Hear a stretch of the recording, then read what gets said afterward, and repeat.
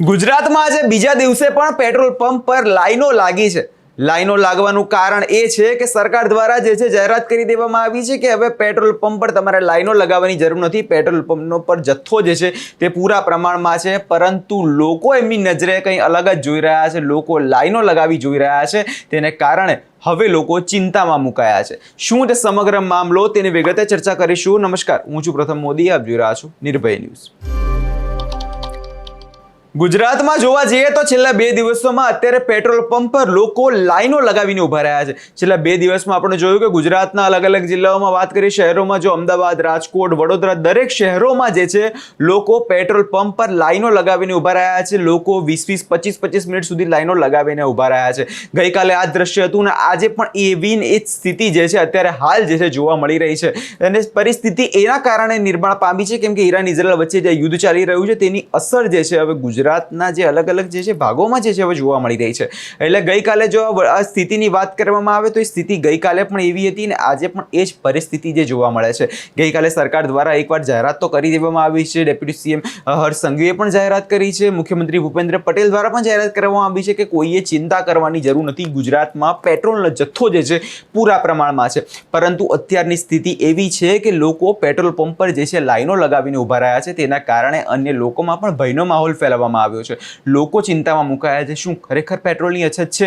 ઘણા બધા લોકોમાં મનમાં સવાલો ચાલી રહ્યા છે। એના કારણે લોકો જઈને પેટ્રોલ પુરાઈ રહ્યા છે। જે માણસ 200નું પેટ્રોલ પુરાવતો હતો એ માણસ આજે 400નું, 500નું જે પેટ્રોલ પુરાવવામાં આવી રહ્યું છે, તેને કારણે જ્યારે ભયનો માહોલ જે ફેલાયો છે, તો શું સરકાર દ્વારા ખરેખર કોઈ પગલાં લેવા જોઈએ કે ખાલી સરકાર ખાલી એવું કહી દે છે કે પેટ્રોલનો જથ્થો પૂરો છે કે એનાથી સંતોષ મળી જાય છે લોકોને? કેમ કે જે રીતે અત્યારની પરિસ્થિતિ જે થઈ છે, લોકો આજે પણ સવારથી જ લાઈનો લગાવીને ઊભા રહ્યા છે। સૌ પ્રથમ સાંભળી લઈએ કે તે લોકોનું શું કહેવું છે અને નજર કરી લઈએ તે થોડા દ્રશ્યો પર।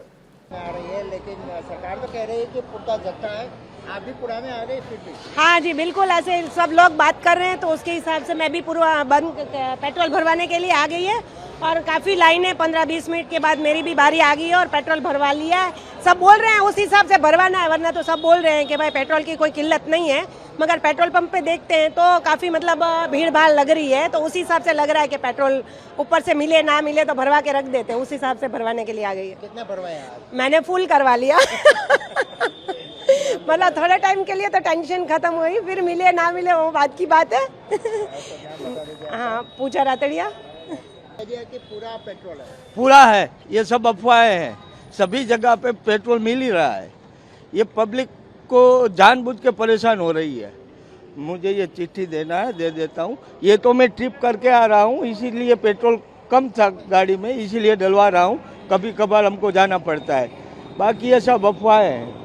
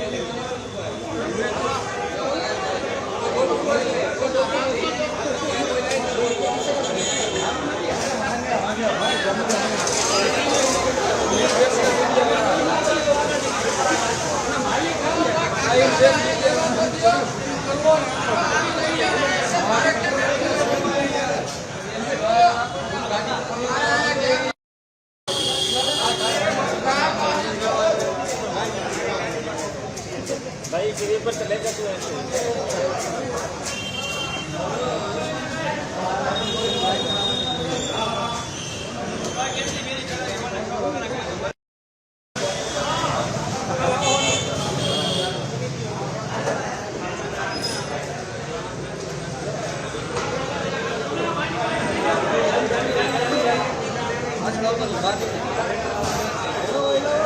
બેન બેન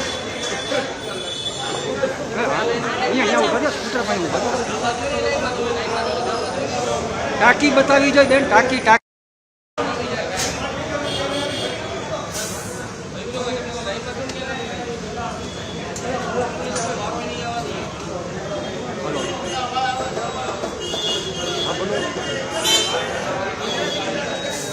એટલે જે રીતે આપણે રાજકોટનું જોયું, રાજકોટમાં અત્યારે સવારથી જ લોકો જે છે લાઈનો લગાવી રહ્યા. આ તો માત્ર વાત રહી રાજકોટની, પરંતુ રાજકોટ સિવાય પણ અન્ય જગ્યાએ આ જ પરિસ્થિતિ જે આ સવારથી જે છે જોવા મળી છે. આ સવારથી આની આ જ પરિસ્થિતિ જે છે સમગ્ર ગુજરાતમાં અલગ અલગ જગ્યાએ જોવા મળી છે. કેમ કે જે પેટ્રોલ ડીઝલનો જે આખો જથ્થો છે તે સરકાર દ્વારા એવું કહેવામાં આવે છે પૂરા પ્રમાણમાં છે. તો શા માટે લોકો આટલી લાઈનો લગાવીને ઊભા રહ્યા છે તે અત્યારે સૌથી મોટો જે છે સવાલ અત્યારે જોવા મળી રહ્યો છે. કેમ કે ગઈકાલે આપણે જોયું કે જે દ્વારા પેટ્રોલ ડીઝલનો જે જથ્થો છે તે પૂરો છે, તો લોકો જે અત્યારે તે પોતાના ટેન્કરોમાં જે છે ભરીને લોકો લઈ જતા હતા. અલગ અલગ જગ્યાએ લોકો પેટ્રોલ લઈ સ્મગલિંગ જેવું ચાલુ થઈ ગયું હતું. એટલે જો વાત કરવામાં આવે કે પેટ્રોલ ડીઝલને લઈ, તો પેટ્રોલ ડીઝલના કારણે લોકોના મનમાં અત્યારે અનેકો પ્રશ્નો જે છે અત્યારે ચાલતા થઈ ગયા છે. પ્રશ્નો એ પણ છે કે શું પેટ્રોલ ડીઝલ હવે પૂરું થઈ જવાનું છે, તેને કારણે કે મને પેટ્રોલ નહીં મળે, મારા વાહનમાં પેટ્રોલ નહીં પુરાવવામાં આવે, તેવી લોકોને અત્યારે ચિંતા જે છે થઈ રહી છે. તેના જ કારણે લોકો સવારથી જ 20-25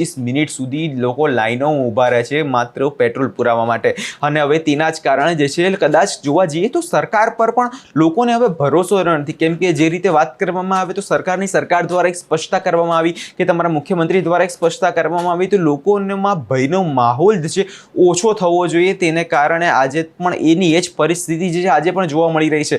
લોકો હજુ પણ જે છે ચિંતામાં છે, અને ચિંતા એ વાતની છે કે પેટ્રોલ મને નહીં મળે તો શું થશે. હવે જોવાનું રહેશે સરકાર દ્વારા શું આ મામલે કોઈ પગલાં ભરવામાં આવે છે. જે અફવાઓ જે અત્યારે ચાલી રહી છે તેને દૂર કરવામાં આવે છે. કેમ કે ગઈકાલે જે જોયું આપણે સોશિયલ મીડિયા પ્લેટફોર્મ પર અલગ અલગ ચર્ચાઓ જે થઈ રહી છે, લોકો દ્વારા અલગ અલગ પ્રતિક્રિયાઓ આપવામાં આવી રહી છે. પરંતુ ગઈકાલે પણ આપણે પેટ્રોલ એસોસિએશનના પ્રમુખને સાંભળ્યા હતા.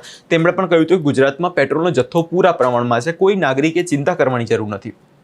પરંતુ આજે બીજા દિવસે પણ એ જ પરિસ્થિતિ જે સામે આવી છે, તેને કારણે લોકો જે છે હવે ચિંતામાં મુકાઈ ગયા છે. હવે એ જોવાનું રહેશે કે કેટલા દિવસ સુધી આ પરિસ્થિતિ જે છે આવી રહેતી હોય છે. શું તમારા વિસ્તારમાં પણ આવી જ પેટ્રોલની પરિસ્થિતિ હોય તો અમને કમેન્ટ કરી ચોક્કસથી જણાવજો. અને અમારી ચેનલ નિર્ભય ન્યૂઝને લાઇક, શેર અને સબસ્ક્રાઇબ કરવાનું ભૂલશો નહીં.